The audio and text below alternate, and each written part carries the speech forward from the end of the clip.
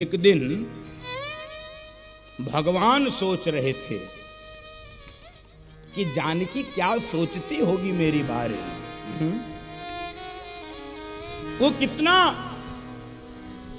अपने को अभागिन मानती होगी। भगवान के मन में ये चल रहा कि कहा मैं राजा की बेटी, मेरे पिता ने किसके साथ मेरी शादी कर दी कि एक दिन भी सुख नहीं मिला। विवाह के बाद लगातार संघर्ष, लगातार संकट। तो एक दिन जानकी जी के मनोभाव को समझने के लिए भगवान एक लता कुंज के नीचे बैठ गए। एक लता कुंज समझते होंगे आप।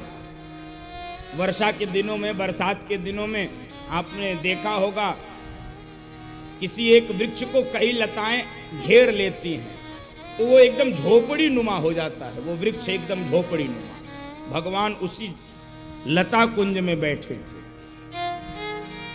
भगवान जानकी जी को बुलाए, ओ जानकी सुनो।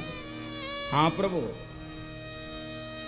कह देखो ये वृक्ष कितना भाग्यशाली है, इसको इतनी सुंदर लताओं ने घेर कर रखा है।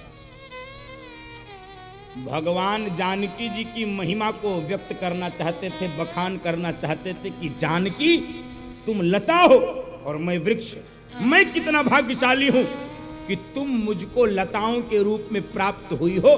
तुम मुझे छाया दे रही हो, तुम मुझे सुख दे रही हो, इसलिए मैं बहुत भाग्यशाली हूं कि तुम मेरी अर्धांगिनी बनकर मेरे जीवन में।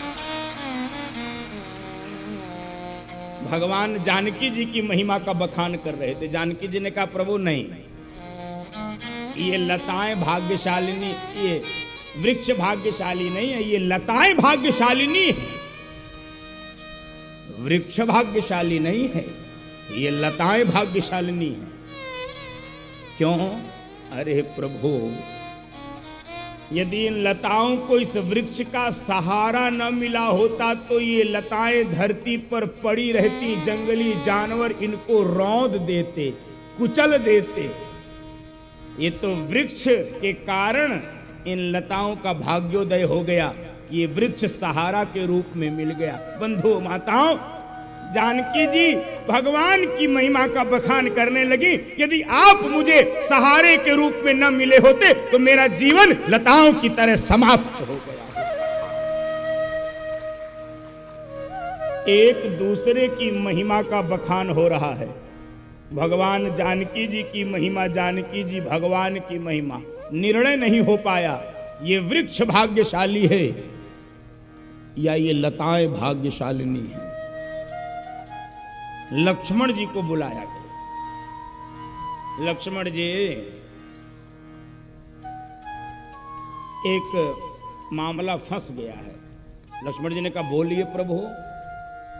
कहे मैं कह रहा हूं ये वृक्ष भाग्यशाली है, इनको इतनी सुंदर लताएं मिली हैं। जानकी जी कह रहे नहीं, लताएं भाग्यशालिनी हैं, वृक्ष इनको सहारे के रूप में मिला। अब आप बताइए वृक्ष भाग्यशाली है कि लताएं भाग्यशालिनी है? लक्ष्मण जी ने कहा प्रभु मामला बड़ा टिपिकल है, हाई कोर्ट जाना पड़ेगा। कहने हाई कोर्ट नहीं, यहीं पर सुलझाओ, हाई कोर्ट नहीं जाना है। तो कहे ट्रिब्यूनल में जाना। कहने ट्रिब्यूनल में भी नहीं, तुम जो कह दोगे वो मान लिया जाए। तो लक्ष्मण जी ने कहा प्रभु जो कह दूंगा मान लिया जाएगा? कहे हाँ। तो प्रभु सुनो, न ये वृक्ष भाग्यशाली है न ये लताएं भाग्यशालिनी है। भाग्यशाली तो मैं हूं जो इन दोनों के नीचे अपने जीवन को सुधार रहा हूं, संवार रहा हूं। जो इन दोनों के, इसे कहते हैं जंगल में मंगल करना। जंगल में भी ये तीनों आनंदित हो रहे और हम लोगों का संगमरमर का घर भी काटने को दौड़ता है। यहाँ लता कुंज में भी आनंद हो रहा है, यहाँ सोने चांदी के थाल हैं। अब क्या क्या बोलूं, जाने तो ज्यादा हो जाए। लेकिन काटने को दौड़ते हैं। आदमी आदमी को देखना नहीं चाह रहा है। कितना पतन हुआ है बंधु माताओं, कल्पना करो। आदमी आदमी को देखना नहीं चाह रहा, प्रेम समाप्त हो रहा है, संवेदनाएं समाप्त हो रही है। समाज में नित्य प्रति स्पर्धा बढ़ाई जा रही है। समाज में क्षणभंगुर नश्वर वस्तुओं को प्राप्त करने की प्रतिस्पर्धा बढ़ाई जा रही है। सुख छीना जा रहा है, चैन छीना जा रहा है, लोगों के घर से मंगल और आनंद छीना जा रहा है, फिर भी हम चेत नहीं रहे बंधुओं माताओं।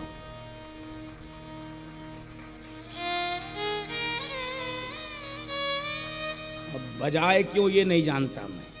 छीनने पे बजा रहे हो कि नहीं छीना जाना चाहिए, किस पे बजा रहे हो? बंधुओं माताओं, मेरा निवेदन है, भौतिक संसाधन चाहिए, मैं उसका विरोधी नहीं हूं। जितनी आवश्यकता है उतना चाहिए। हमारी इच्छाएं कभी नहीं पूरी हो सकती हैं। जीवन में किसी का इच्छा पात्र कभी नहीं भरा है। बंधु माताओं, भिक्षा पात्र भरा जा सकता है। सुबह कटोरा लेके निकलिए, शाम तक भीख मांग के लाइए, कटोरा भर सकता है। भिक्षा का पात्र भरा जा सकता है। जीवन में किसी का इच्छा पात्र नहीं भरा जा सकता, इच्छा पात्र खाली रहेगा। इच्छा पात्र खाली रहेगा।